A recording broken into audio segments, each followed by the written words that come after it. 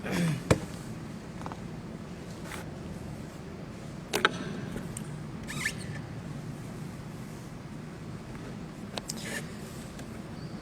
بالله من الشيطان الرجيم. بسم الله الرحمن الرحيم.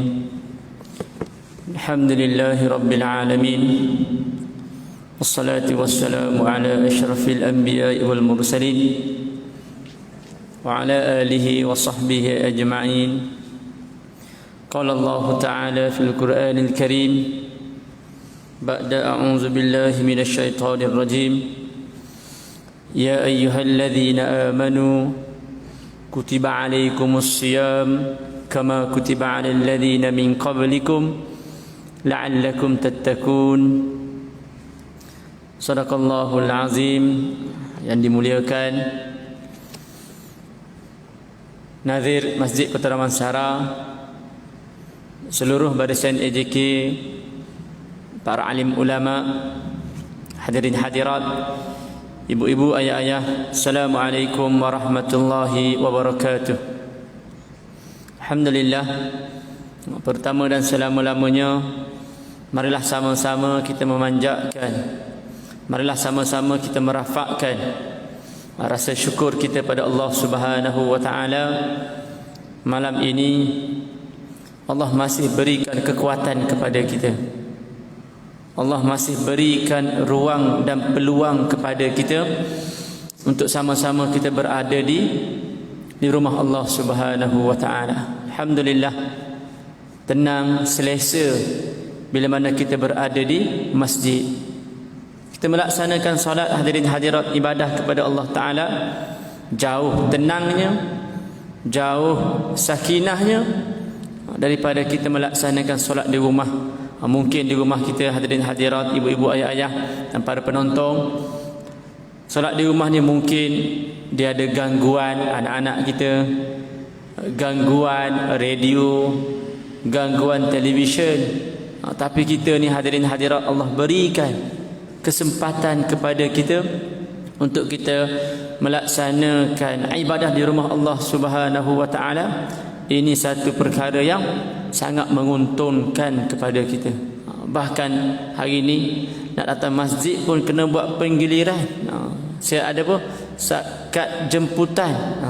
Tak dapat kad jemputan, pihak security tu. Security tu bawah AJK Pemuda lah.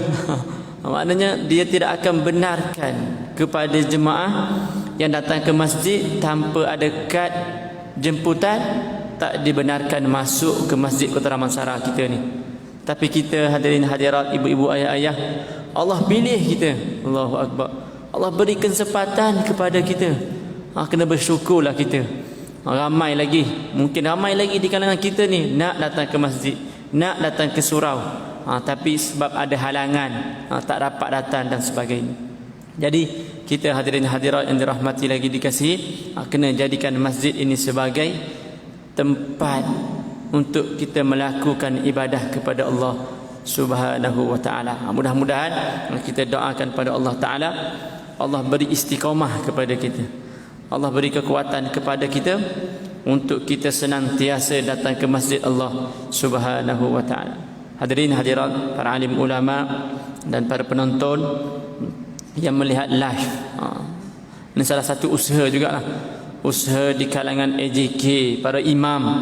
Walaupun kita berada di rumah, walaupun kita berada di tempat kerja, mungkin kita boleh melayari ataupun melihat live. Kalau tak sempat melihat live, boleh tonton dalam Facebook Masjid Kota Damansara. Bahkan kita lihat mana-mana masjid, mana-mana surau hari ni dia banyak buat live, buat masuk YouTube dan sebagainya. Untuk apa? Untuk memberikan ilmu kepada kita walaupun kita berada di rumah.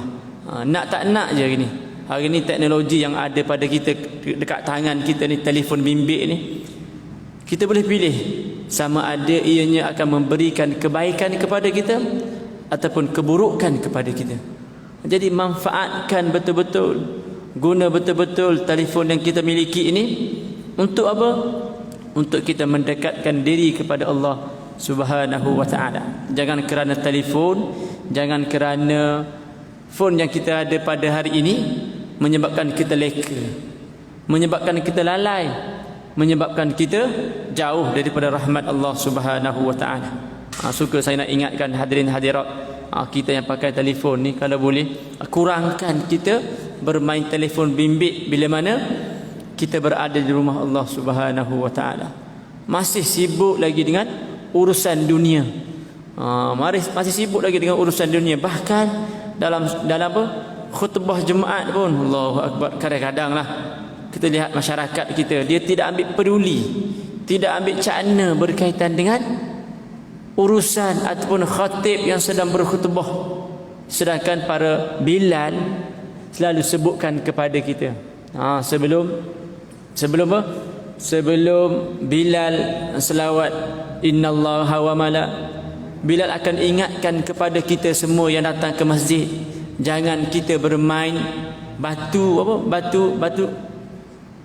kerana perbuatan itu adalah perbuatan sia-sia. Hari ni orang tak main batu selambut, tak bawa batu ke dalam masjid, dalam surau. Tapi masyarakat kita hari ni, bahkan kita semua, wajib ada pada kita ni telefon bimbit. Tak main selambut, tapi kita main telefon bimbit. Kita main WhatsApp, main Facebook, tengok YouTube. Wal iyazubillah. Saya yakin dan percaya hadirin hadirat yang dirahmati lagi dikasihi para penonton, kita pernah lihat mungkin kawan kita di sebelah kita waktu khutbah sedang berkumandang, dia masih sibuk dengan telefon bimbitnya, lihat YouTube, layan Facebook dan sebagainya. Tidak patut perkara ini berlaku, kerana perbuatan yang kita lakukan itu adalah perbuatan yang menyebabkan sia-sia. Sebab sepatutnya kita kena berikan fokus, kita perlu berikan tumpuan apa yang nak disampaikan oleh khatib. Agak-agak malu tak kita hadirin hadirat kalau kita balik rumah, sebagai contohlah, isteri kita ataupun anak-anak kita bertanya kepada kita, ayah, apa isi tajuk? Isi tu mungkin dalam sangat lah. Tajuk apa khutbah ayah dengar hari ni? Allahu akbar. Kalau kita pun memang tak pergi dengar pun, main telefon je ataupun kita tidur je. Malu kita dengan anak-anak kita. Anak tanya, ayah, boleh tak ayah kongsikan apa tajuk khatib baca hari ni? Allahu akbar. Sebab tu hadirin hadirat, para alim ulama, ibu-ibu, ayah-ayah, kita kena berikan tumpuan. Dan saya kalau boleh nak buat kempen apa? Kempen kepada ibu-ibu ataupun anak-anak, supaya selepas ayah balik daripada rumah solat Jumaat, ibu-ibu kena tanyakan kepada ayah, tanyakan kepada abang yang pergi solat Jumaat, tajuk apa ustaz khatib berkhutbah hari ni? Rasa boleh masjid buat kempen. Buat apa? Buat cakna kepada ibu-ibu ataupun anak-anak yang tak pergi ke masjid ni, supaya soalan ini ditanyakan kepada ayah-ayah kita. Agak-agak kita boleh jawab, boleh maklumkan kepada anak. Tajuk khutbah hari ini adalah berkaitan dengan Al-Quran. Maknanya hadirin hadirat yang dirahmati lagi dikasihi, dengan telefon bimbit yang kita ada hari ini, banyak manfaat yang boleh kita ambil. Hadirin hadirat, para alim ulama yang dirahmati lagi dikasihi, dengan masa hanya berbaki lebih kurang 15 minit lagi lah, saya nak kongsikan beberapa perkara lah. Hadirin hadirat, hari ini kita telah melaksanakan puasa hari yang ke-18 hari. Allahu akbar. 18 hari dah Tuan Haji. Allahu akbar. Sekejap saja masa berlalu, betul tak? Rasa kita boleh cerita satu-satu lagi, dari mula hari pertama buka puasa dekat mana, solat dekat mana. Sebab sekejap saja masa berlalu. Allahu akbar. Sebelum Ramadan kita baca doa, ya Allah, ya Tuhanku, sampaikan aku pada bulan apa? Bulan Rejab, bulan Sya'ban. Bahkan kita berada pada bulan Ramadan, dah pun kita ni melepasi separuh bulan. Allahu akbar. Cepat masa berlalu. Sedih tak kita rasa? Sedih hadirin hadirat. Sebab kita seronok berada pada bulan Ramadan. Sebab tu dalam satu hadis Nabi kata apa? Nabi kata, lau ya'lamul ibad ma Ramadan la tamanna ummati an yakuna sanah kulluha. Nabi kata apa? Kalaulah umatku ni dia mengerti, kalaulah umatku dia tahu apa yang ada pada Ramadan. Kita tahulah, sebab tu kita datang awal ke masjid, datang awal ke surau. Untuk apa? Untuk kita mendapatkan saf yang di hadapan. Sebab saf yang di hadapan ni berbeza dengan saf di belakang, pahala dia. Dan saya teringat tuan guru Ustaz Ibrahim Tuan Man, dia pun dia maklumkan kepada kita ada beberapa perkara rugi kepada orang yang datang ke masjid ni. Allahu Akbar. Orang datang ke masjid pun rugi juga. Ya Allah, ya Tuhanku. Yang pertama apa? Saat dia datang ke masjid, dia lupa untuk niat iktikaf. Kalau kita hadirin hadirat tak niat iktikaf lagi, niatlah nawaitul iktikaf fi hadzal masjid lillahi taala. Rugi. Sebab iyalah kadang-kadang kita pun lupa. Sebab tu perlu diperingatkan. Bahkan di masjid-masjid dia ada apa? Signboard apa? Menunjukkan kepada kita, tengok benda tu, ingat, lupa nak niat iktikaf. Maknanya kita ni masih tergolong dalam kalangan orang yang rugi kalau kita tidak melaksanakan 3 perkara. Yang pertama apa? Niat iktikaf. Niat iktikaf ni penting. Jangan lupa niat iktikaf. Yang kedua, hadirin hadirat yang dirahmati lagi dikasih, kita masih tergolong dalam kalangan orang yang rugi. Yang tak datang masjid confirm rugi. Yang datang masjid pun masih di kalangan mereka yang rugi kalau sekiranya beliau tidak melakukan salat tahiyatul masjid. Allahu Akbar. Datang ke masjid dah, tu duduk. Jangan hadirin hadirat buat. Sebab ini adalah saranan Nabi, suruhan Nabi SAW. Man dakhalal masjid, barang siapa yang masuk ke dalam masjid, jangan duduk terlebih dahulu, melainkan dia melakukan 2 rakaat. Makna 2 rakaat itu apa maknanya? Solat tahiyatul masjid. Allahu Akbar. Maknanya jangan datang ke itu, pentingnya datang awal. Tapi kalau kita datang dah orang komat, nak buat tahiyatul masjid apa lagi? Sebab tu Nabi kata, Tuan Guru Datuk Ibrahim dia kata apa? Kita masih tergolong dalam kalangan orang yang rugi kalau kita tidak melaksanakan solat tahiyatul masjid. Yang ketiga apa? Perkara ketiga, kalau kita datang ke masjid, kalau kita tidak melaksanakan perkara ini, kita masih tergolong dalam kalangan orang yang rugi. Yang ketiga apa? Kita tidak apa? Sibuk ataupun tidak mendapatkan saf yang hadapan. Tapi jangan ambil saf Bilal pula. Rugi kita hadirin hadirat kalau kita datang awal. Kita nak duduk ujung sana, nak duduk kat tiang sana. Rugi. Sepatutnya hadirin hadirat, kita yang datang awal ni, kita kena kalau boleh duduk depan. Sebab rugi. Sebab Nabi kata, kalaulah kita mengerti, kalaulah kita mengetahui betapa besarnya fadilat berada di hadapan ni, pasti nescaya kita akan buat undian. Hari ni aku nak nampak kamu dah, esok aku nak pula. Kalau kita tahu, kalau kita yakin, kalau kita faham perkara itu besar pahalanya, kita akan berebut.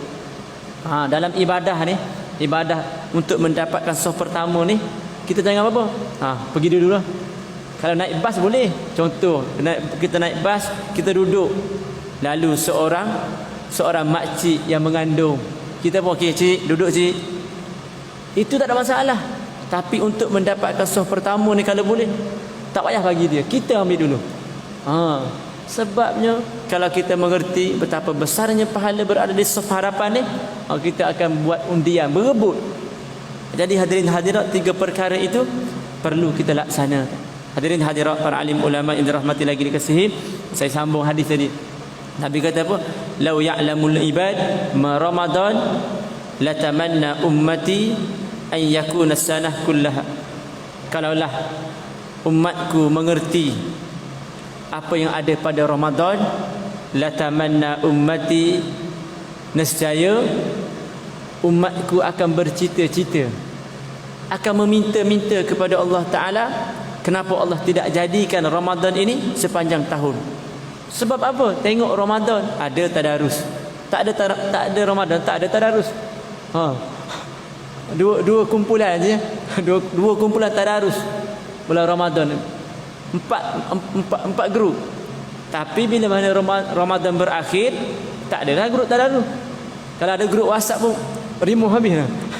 Bubar dengan sendiri.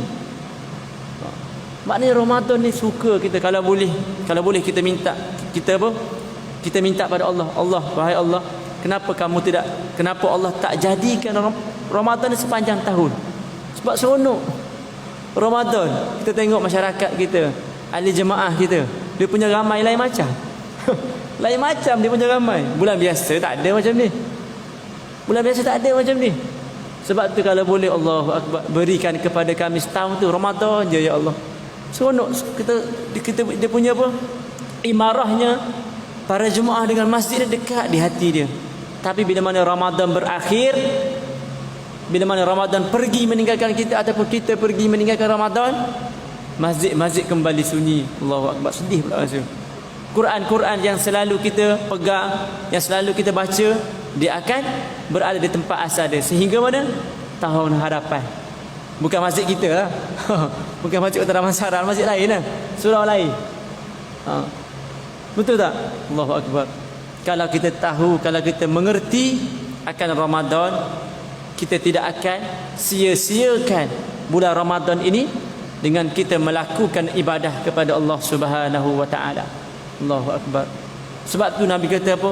Idza ja'at Ramadan futihat abwabul jannah. Bila mana Ramadan ini datang, bila mana masuk pada satu Ramadan, futihat abwabul jannah, Allah bukakan pintu-pintu kebaikan, pintu-pintu langit, pintu-pintu syurga dibuka oleh Allah Ta'ala. Sebab apa? Senang untuk orang melakukan kebaikan kepada Allah Ta'ala. Rasa tak penat buat tarawih 8 rakaat, 20 rakaat. Allah letih. Kalau bulan biasa, kalau Rajab semayang, lepas semayang Isyak ada solat apa? Solat hajat. Allah, kita penat betul. Padahal 2 rakaat je. Rasa penat, letih je. Tapi bulan Ramadan, Allahu Akbar, selepas solat Isyak ada pula apa? Tahlil. Ada pula solat sunat. Solat sunat tarawih 20 rakaat. 2 tahun lepas kami di kalangan Haji Fauzi tadarus pula, sejam tadarus. Habis pukul 11 sebab ada kuliah apa benda, kuliah lepas Isyak. Habis tarawih pukul 11 disambung pula dengan tadarus pukul 12 balik rumah. Allahu Akbar. Kalau bulan biasa mampus tak buat. Tapi kenapa kita buat? Allahu Akbar. Kerana kita tahu, kerana bulan itu Allah bukakan pintu kebaikan kepada kita untuk mudah kita melaksanakan kebaikan kepada Allah Subhanahu wa taala. Wa ghuliqat abwabun nar. Bulan Ramadan ini apa? Allahu Akbar. Ditutupkan kepada kita hadirin hadirat pintu-pintu neraka. Maknanya payahlah kita nak buat kejahat. Sebab apa? Sebab kita berpuasa. Sebab kita menahan diri daripada makan dan minum. Nafsu kita ni rendah, nak buat jahat mikir banyak kali. Tapi yang peliknya ada juga yang tak berpuasa. Pelik itu. Padahal Nabi kata apa? Wasufidatis syayatin.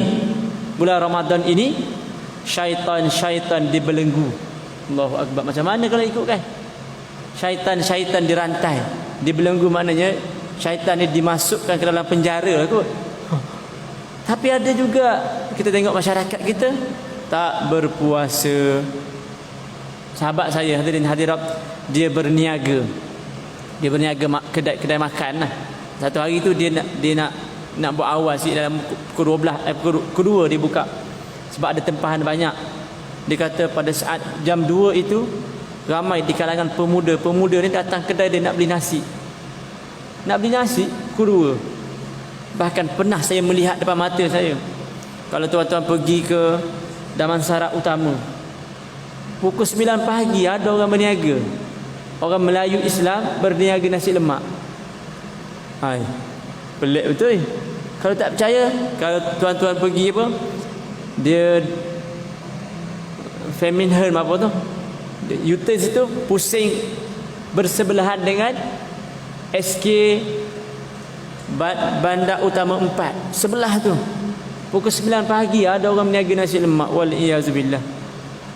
Nak meniaga kat siapa nasi lemak? Orang Melayu kita pukul 9. Nak meniaga bagi mamak sudah meniaga. Yang membelinya orang Islam kita. Bahkan saya pernah melihat di hadapan mata saya. Waktu saya pergi ke satu sekolah lah. Bila mana kita pergi sekolah ni, kita kena pergi apa? Guard dia tu, pintu guard tu. Tanya, boleh saya masuk? Tengok-tengok ada berada 3 orang tengah makan nasi. Pening saya. Tengok makan nasi. Duk makan nasi. Allahu Akbar. Lebih kurang pukul 11.30 pagi makan nasi.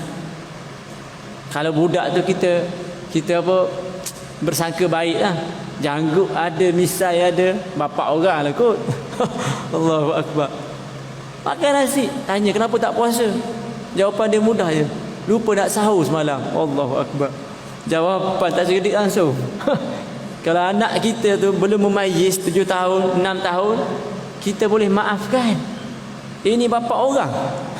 Allahu Akbar. Tak berpuasa. Sebab apa? Alasannya tidak sahur. Allahu Akbar. Wal iazubillah. Ramai lagi masyarakat kita, mereka tak faham. Kita ni, saya bercakap ni di hadapan hadirin hadirat, ibu-ibu, ayah-ayah, kita dah faham macam mana anak-anak muda di luar sana. Bukan tugas tersebut bukan hanya terpunggak di bahu imam, saya sebagai AJK. Bukan. Kita semua hadirin hadirat berikan pemahaman kepada anak-anak muda kita. Mereka perlu perhatian daripada kita. Anak-anak muda kita ni, Allahu Akbar, tak puasa dan sebagainya. Padahal bulan Ramadan ni syaitan dibelenggu. Makna siapa yang syaitan sebenarnya? Syaitan kepala hitam makna. Allahu Akbar. Itu kita takut hadirin hadirat para alim ulama yang dirahmati lagi dikasihi. Dan hadirin hadirat, lebih kurang masa pun tak banyak lah. Saya nak kongsikan perkara yang perlu kita lakukan untuk kita dapat apa? Bila mana kita bertemu Allah Ta'ala ni, kita dapat penuh pahala puasa kita ni. Kita tak nak lah mungkin dapat separuh, 1/3. Sebab penat kita berpuasa ni, menahan diri daripada makan dan minum, tadarus lagi. Tapi tiba-tiba bila mana kita dihadapkan di hadapan Allah Ta'ala, amalan kita dibukakan, sikit je kita dapat pahala puasa kita. Tak nak lah kalau boleh. Kita perlu melakukan perkara-perkara yang membolehkan pahala puasa kita penuh dapat. Tak nak sedikit. Sebab kata Nabi apa? Kam min sa'im laisa lahu min siyam illa al-ju' wal 'atash. Kata Nabi SAW, berapa ramai di kalangan kita hadirin hadirat, mereka berpuasa, mereka menahan diri daripada makan dan minum, tapi apa yang mereka dapat hanyalah ju' wal 'atash. Allahu Akbar. Mereka hanya dapat lapar dan dahaga sahaja. Lapar dan dahaga saja. Rugi lah. 13 jam berpuasa, tiba-tiba tak dapat apa-apa. Dapat letih ju' wal 'atash, lapar dan dahaga saja. Jadi perkara-perkara sebeginilah kita perlu elakkan. Apa yang perlu kita elakkan? Ni mulut kita ni. Kena elak mulut kita daripada bercakap benda-benda yang keji. Tadi apa? Ustaz apa? Tuan Guru Ustaz Mahathir Join dah maklumkan kepada kita bulan Ramadan ni. Kalau siapa perasan lah, waktu apa khutbah, sebelum khutbah Jumaat tadi, kalau kita perasan, Ustaz Mahathir Join sebut mulut kita ni, kerana mulut kita menyebabkan apa? Pahala kita ni, pahala puasa kita mungkin boleh terbatal pahala puasa kita. Memang kita tidak buat perkara-perkara yang membatalkan puasa kita. Tak makan, tak minum, tak bersetubuh dengan isteri kita pada siang hari. Perkara itu kita tak buat, kita tahulah. Tapi dalam masa yang sama, kadang-kadang kita lupa. Kadang-kadang kita buat perkara yang menyebabkan pahala puasa kita batal. Contoh apa? Contoh duk mengumpat orang, duk mengeji orang, duk membawang. Sebab perkara-perkara tersebut menyebabkan apa? Dia membolehkan pahala puasa kita hilang. Sebab tu kita kena jaga mulut kita. Jaga mulut kita. Ayuhibbu ahadukum an ya'kula lahma akhihi maitan fakarihtumu. Apakah kamu suka kita mengumpat ni? Allah kata apa? Seolah-olah kita makan daging saudara kita. Allah jawab apa? Ayuhibbu ahadukum an ya'kula lahma akhihi maitan fakarihtumu. Sudah pasti kita tak suka perkara tersebut, tapi kita buat juga, mengumpat juga, membawang juga. Mata kita, contoh mata, sama juga mata kita. Bulan Ramadan masih lagi tengok cerita-cerita yang pelik. Cerita apa? Hindustan sebagai contoh. Allah Akbar, cerita Hindustan jarang pakai tudung. Apa? Heroin pakai tudung tak ada. Maknanya mata kita kena jaga daripada melihat, menonton unsur-unsur maksiat.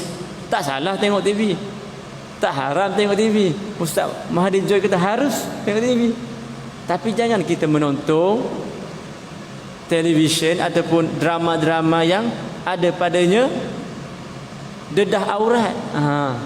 Hollywood, Bollywood. Maknanya kena jaga mata kita. Ayo. Satu hadis lagi kata Nabi SAW, man lam yada' qaula az-zur wal 'amala bihi falaysa lillahi hajatun ay yada'a ta'amuhu wa syarabuhu. Barang siapa yang tidak meninggalkan perkataan yang keji ataupun amalan-amalan yang jahat, kata Nabi, falaysa lillahi hajatun, Allah tidak berhajat sedikit pun ay yada'a ta'amuhu wa syarabuhu, daripada kita ni menahan diri daripada makan dan minum. Mudah-mudahan hadirin hadirat kita boleh meninggalkan perbuatan tersebut untuk kita mendapat ganjaran pahala yang besar daripada kita berpenat lelah menahan diri daripada makan dan minum. Mudah-mudahan hadirin hadirat bila mana kita keluar daripada Ramadan ini, kita menjadi manusia yang diampunkan dosa oleh Allah Subhanahu wa taala. Rugi kita. Rugi kalau kita keluar daripada Ramadan kita masih mengekalkan dosa. Allahu Akbar. Man adraka Ramadan fansalakha minhu wa lam yughfar lah. Orang ni orang rugi kata Nabi. Barang siapa yang diberikan kesempatan untuk berada pada bulan Ramadan, bila mana Ramadan berakhir, dia keluar daripada Ramadan, dia masih buat dosa, masih mengekalkan dosa. Nabi kata orang ini akan dibinasakan oleh Allah Subhanahu wa taala. Mudah-mudahan apa yang saya sampaikan ini memberikan kebaikan kepada saya, memberikan kebaikan kepada saya khususnya lah. Orang muda ni gitulah, cakap je pandai. Betul tak? Sebab orang yang bercakap ini, suara yang keluar daripada mulut ini, telinga yang paling hampir adalah telinga saya. Jadi saya ambil kesempatan hadirin hadirat, saya mencari dana untuk saudara saya yang belajar di Mesir. Kalau ada sahabat-sahabat, ibu-ibu, ayah-ayah, datuk-datuk yang Allah berikan kelapangan harta, bolehlah menyumbang. Kalau ada zakat dan sebagainya, boleh berikan kepada saudara saya yang belajar di Mesir. Mudah-mudahan Allah berikan kebaikan kepada kita semua. Wabillahi taufiq wal hidayah. Assalamualaikum warahmatullahi wabarakatuh.